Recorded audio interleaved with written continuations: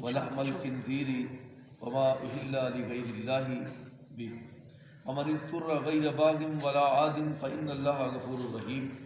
سورہ النحل کی آیت نمبر 115، اور یہ جو آیت سورہ نحل کے اندر آئی ہے 115، جس کے اندر اللہ تعالیٰ نے مردار اور خون اور خنزیر کا گوشت اور غیر اللہ کی نظر و نیاز یا غیر اللہ کے نام پہ ذبح کرنے والا جانور، اللہ تعالیٰ نے اس سے پہلے سورہ البقرہ کی آیت نمبر 173 کے اندر اور المائدہ کی آیت نمبر 3 کے اندر، سورہ الانعام کی آیت نمبر 145 کے اندر اور چوتھی مرتبہ سورہ النحل کی آیت نمبر 115 کے اندر اللہ تعالیٰ نے یہ مسئلہ بیان فرمایا۔ یعنی مختلف جگہ پہ اللہ تعالیٰ نے یہ اب جو مسئلہ یہ اس سے پہلے 3 مرتبہ بیان ہو چکا ہے، اور چوتھی مرتبہ اللہ تعالیٰ نے 14ویں پارے سورہ النحل کی آیت نمبر 115 کے اندر اس کو چوتھی مرتبہ پھر اللہ نے بیان فرمایا۔ پتہ ہے چلا کہ یعنی قرآن مجید ایک آیت دوسری کی تشریح کر رہی ہے، اور جس جس مقام پہ آتا ہے یہ اللہ تعالیٰ کو بہتر علم ہے۔ اللہ تعالیٰ نے اس کو ٹھیک سمجھا، اللہ تعالیٰ نے اس کو وضاحت کے طور پہ کہیں تھوڑا کہیں زیادہ کہیں کھول کے اور کہیں تشریح کے ساتھ اللہ تعالیٰ نے یہ قرآن بیان فرمایا، اور یہ ایسی جامع کتاب ہے۔ اللہ تعالیٰ نے فرمایا انما حرم علیکم المیتۃ، تمہارے اوپر مردار حرام ہے۔ نمبر 2 والدم، خون۔ جب ذبح کے وقت ذبح کرتے ہیں بسم اللہ اللہ اکبر یا اللہ اکبر یہ کہہ کے، تو اس وقت جو رگوں سے پریشر سے خون نکلتا ہے وہ خون بھی تم پر حرام ہے۔ نمبر 2 نمبر 3 ولحم الخنزیر، اور خنزیر کا گوشت بھی تم پہ حرام ہے۔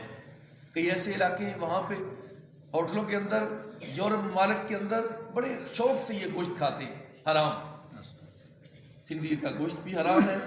نمبر 4 وما اہل لغیر اللہ، جو اللہ کے علاوہ کسی اور کے نام پہ ذبح کرے وہ بھی حرام ہے۔ یہ اللہ تعالیٰ نے غیر اللہ کی نظر و نیاز کو سور کے گوشت کے ساتھ رکھ کر بیان کیا۔ پتہ یہ چلا کہ جس طرح سور حرام ہے اس طرح یہ بھی حرام ہے۔ اور جو کہتے ہیں وَإِذَا قُرِئَ الْقُرْآنُ فَاسْتَمِعُوا لَهُ وَأَنصِتُوا، جب قرآن پڑھا جائے اس وقت خاموشی سے قرآن کو سنا کرو۔ تو یہ نقطہ یہاں بھی آپ کو سمجھنے کے لیے بہت ضروری ہے۔ وہ کیا ہے؟ اللہ تعالیٰ نے فرمایا تمہارے لیے بھائی حرم علیکم المیتہ، تمہارے لیے مردار حرام ہے۔ اب قرآن نے کہہ دیا کہ مردہ چیز حرام ہے، حرام، جو کھانے والی حلال چیزیں ہیں ان میں سے مردار جو ہے وہ تم پر حرام، مردار حرام ہے۔ اب قرآن کہہ رہا ہے مردار حرام، لیکن حدیث کہہ رہی ہے نہیں، ایک مردار ایسا ہے جو حلال ہے۔ حدیث کہہ رہی ہے ایک مردار، وہ کیا ہے؟ مچھلی، مردہ شکل میں بھی وہ تم پہ حلال ہے۔ تو قرآن نے کہہ دیا کہ مردار حرام ہے۔ تو اس طرح جب قرآن پڑھا جائے تو قرآن کو سنا کرو، یہ مطلقاً حکم آ گیا کہ جس وقت قرآن پڑھا جائے سنو۔ اس میں سے لوگ اور بھی روایات پیش کرتے ہیں مسلم میں سے، تو ہم کہتے ہیں کہ بالکل ہمارا تمہارے ساتھ قرات کا کوئی اختلاف نہیں، مطلقاً جو قرات ہے وہ ہم نے جب امام اونچی آواز سے پڑھے وہ سننی ہے، لیکن فاتحہ نبی علیہ السلام نے فرمایا پڑھنی۔ جس طرح قرآن نے کہا تمہارے اوپر مردار حرام، لیکن نبی علیہ السلام نے فرمایا مچھلی مردہ بھی شکل ہو تو وہ کیا ہے؟ حلال۔ جس طرح حدیث مچھلی کو حلال کر رہی ہے، اس طرح حدیث نے فاتحہ کو بھی جائز کیا ہے۔ فاتحہ پڑھنی ہے، نبی علیہ السلام نے جماعت کروائی ہے، فرمایا آج کیا ہوا ہے کہ میں پڑھنے میں مشکل دقت محسوس ہوئی تو تم پیچھے پڑھتے تو نہیں؟ ہاں حضور پڑھتے ہیں۔ فرمایا آج کے بعد نہیں پڑھنا الا بفاتحۃ الکتاب، مگر سورہ فاتحہ پڑھنی۔ اور جناب ابو ہریرہ رضی اللہ عنہ والی بھی حدیث ہے اقرا فی نفسک، اپنے دل میں پڑھ۔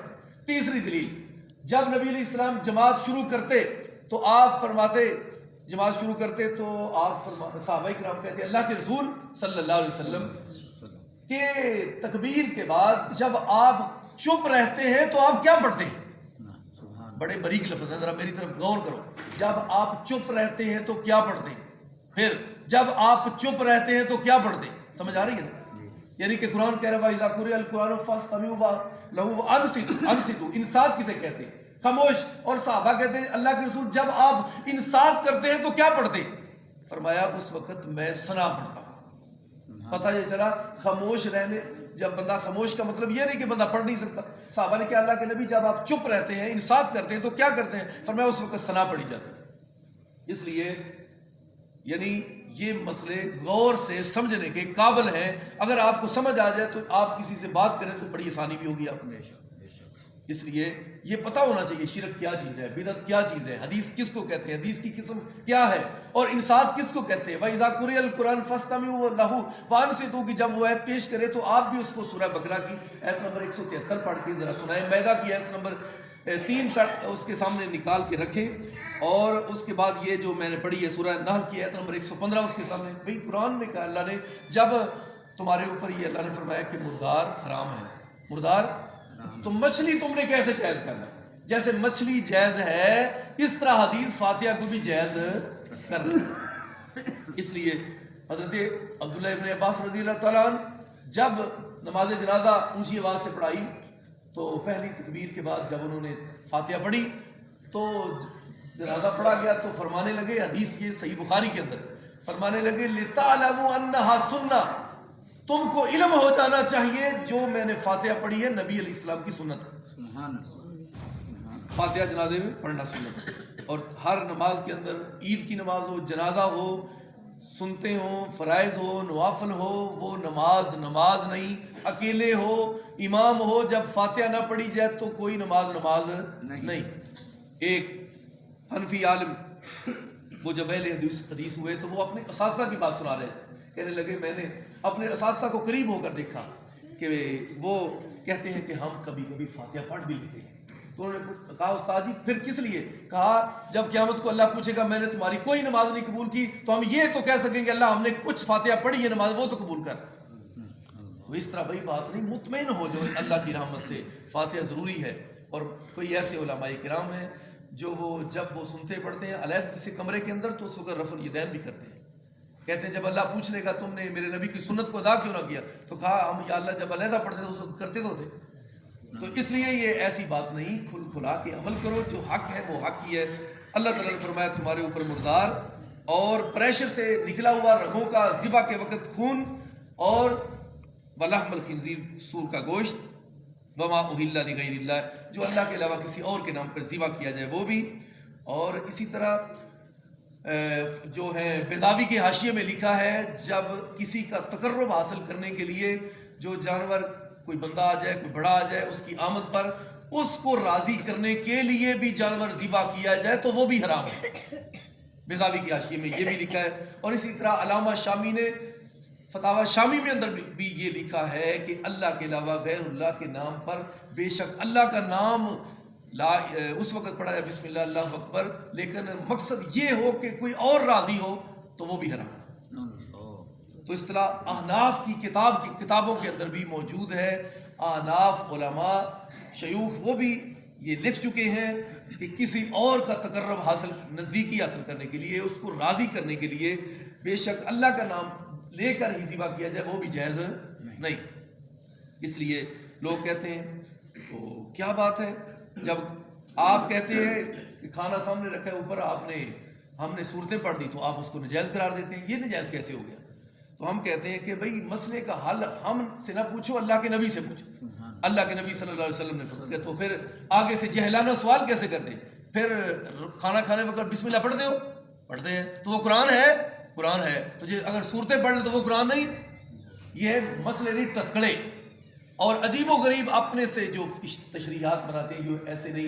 نبی علیہ السلام نے جیسا کیا ویسے ہی کرنا ہے. فرمایا بسم اللہ پڑھو تو بسم اللہ ہی پڑھنی, آگے صورتیں پڑھنی جائز نہیں. جانور کو ذبح کرنے وقت بسم اللہ اللہ اکبر تو بس یہی پڑھنا ہے, آگے کچھ نہیں پڑھنا. تو لہذا ہم تو اللہ کے فضل و رحمت سے صحابہ کرام سے ایسے چلتے چلتے چلتے آج بھی یہ حق کی جماعت اور قیامت تک اس طرح ہی انشاءاللہ حق پہ رہے گی. اور آپ نے فرمایا ایک ایسی جماعت ہوگی وہ حق پر رہے گی قیامت تک, اور اس کا کوئی بھی دنیا والا نقصان بھی نہیں کر سکے. اور اللہ کی فضل و رحمت سے یہ صحابہ کرام کی جماعت جو قرآن و سنت کے مطابق بات کر دی ہے, دنیا والے لاکھ ادھر ادھر کی باتیں کر لیں انشاءاللہ کچھ نہیں ہوگا, کچھ بھی نہیں ہوگا. یہ رجب کا مہینہ ہے, اس مہینے کے اندر لوگ ایک نماز پڑھتے ہیں اور کہتے ہیں کہ اس نماز کے اندر یہ مرتبہ اتنی مرتبہ پڑھ لو. رجب کی نماز اور ایک اور نماز بنائی ہوئی ہے صلاۃ غوثیہ, صراط غوثیہ، تو پوچھا جائے بھئی قرآن و حدیث کے اندر یہ صراط غوثیہ کہاں سے آیا؟ تو اس لیے جو قرآن و حدیث کے اندر چیز نہیں وہ اپنی مرضی سے اس کو بنانا اور جائز کرانا، درود تنجینہ بنا لیا، درود ماہی بنا لیا، درود تاج بنا لیا، یہ سارے اپنی مرضی سے قرآن و حدیث کے اندر اضافے ہیں، جبکہ یہ قرآن و حدیث کے اندر چیزیں نہیں، دین میں اضافہ جائز نہیں، دین میں اضافہ جائز نہیں۔ اس طرح ہی سمجھ لو جیسے دودھ کے اندر پانی ملاؤ تو ملاوٹ کرنے والا کون ہے؟ فرمایا من غش فلیس منا۔ اسی طرح دین کے اندر ملاوٹ کرے تو وہ جائز ہے؟ دین کے اندر بھی ملاوٹ جائز نہیں۔ تو غور سے سمجھو، پھر الحمدللہ اہل حدیث کے قریب ہو کر دیکھو تو صحیح۔ کل ہی ایک بندہ مجھے ملا ہے، کہنے لگا میں نے اللہ کی فضل و رحمت سے قریب ہو کر جب دیکھا تو میں اتنا برا سمجھتا تھا اہل حدیث کو، جب میں نے قریب ہو کر غور سے ترجمہ پڑھا اور غور سے اس کو جانچا پرکھا اور باتوں کو میں نے ان دوسری باتوں سے، دوسرے مسالک کی باتوں سے ان کو میں نے جب کمپیریزن کیا تو اللہ کے فضل و رحمت سے یہ بالکل حق اور سچ ہے اہل حدیث۔ لہذا برا بھلا کہنا یہ تمہاری مرضی ہے، لیکن قریب ہو کر غور سے کبھی دیکھو تو صحیح۔ قرآن و حدیث کے علاوہ کچھ نہیں ہمارے پاس، ہم تو خالصتاً ہمارے اندر تو غلطی ہو سکتی ہے لیکن قرآن و حدیث میں غلطی نہیں ہو سکتی، ہمارے اندر کوتاہی ہو سکتی ہے، کمزوری ہو سکتی ہے، لیکن قرآن و حدیث کے اندر کوئی سستی اور کبھی کوتاہی نہیں ہے۔ اللہ تعالیٰ نے فرمایا غیر اللہ کے نام پر جو چیز ذبح کی جائے یا دی جائے وہ بھی جائز نہیں۔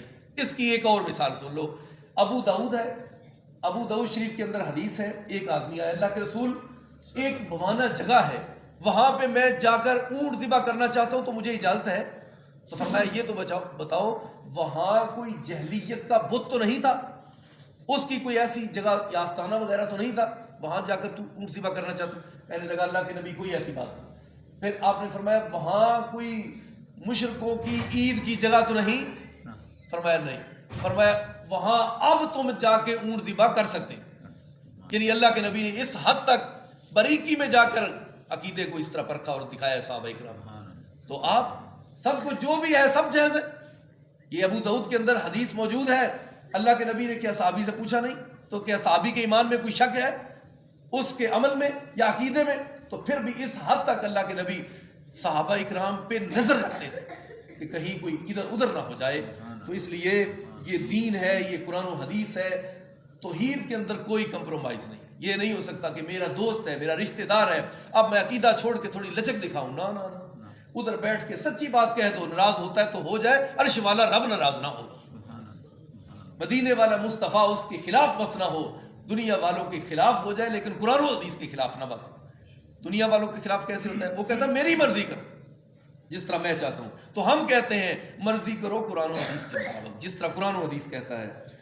اللہ تعالیٰ نے فرمایا فَمَنِ اسْتُرَّ غَيْرَ بَاغٍ وَلَا عَادٍ، اور جو ایسا بندہ جو باغی نہیں، حد سے گزرنے والا بھی نہیں، ایسی جگہ پہ جہاں اس کی جان کا خطرہ ہے، جان کا خطرہ ہے، تو وہاں اب جان جا رہی ہے تو حرام کا ایک دو لقمہ کھا کر جان بچا سکتا ہے، جدھر اس طرح اس نوبت یہ آ گئی ہے کہ اب آخری لمحات ہیں۔ تو کل ہی ہم شیخ الاسلام اور اس صدی کے بہت بڑے ہمارے مجدد حضرت علامہ احسان الہی ظہیر شہید رحمۃ اللہ علیہ، ان کا ایک کلپ تھا، وہ کیا کہہ رہے تھے؟ کہنے لگے ایک دفعہ میں نے روزہ رکھا اور میرا روزہ زندگی کا ایسا روزہ تھا کہ جب ظالموں نے مجھ کو جیل میں لے کر گئے تو میں نے ان کو کہا بھی کہ آج میں روزے سے ہوں، تو انہوں نے پھر بھی مجھے روزہ افطار نہیں کرنے دیا۔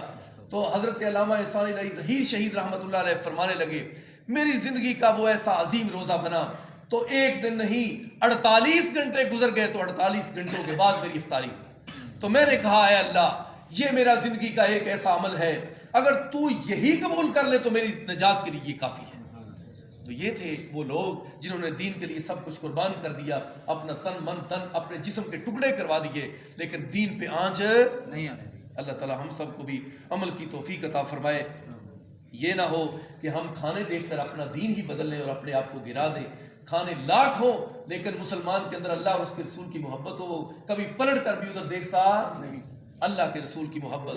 انشاءاللہ یقین کریں، آپ بھروسہ کریں تو صحیح، اپنے یقین کو کامل بنائیں تو صحیح، آپ ان کھانوں کو ٹھکرائیں، اللہ کی قسم ہے آپ کو اللہ ایسے ایسے کھانے کھلائے گا جو شاید آپ کے کبھی ذہن میں بھی نہ ہو۔ اللہ تعالیٰ ہم سب کو قرآن و حدیث کی جو صحیح باتیں ہیں، قرآن و حدیث تو سارے ہی صحیح ہے، اور جو یہ شرک والی بات ہو اس کا رد ہے اور اس کی وضاحت ہے. میرا مطلب یہ ہے اللہ تعالی ہم سب کو اس طرح ہی اپنے آپ کو صحیح کرنے کی توفیق عطا فرمائے. آخر دعوانا الحمدللہ.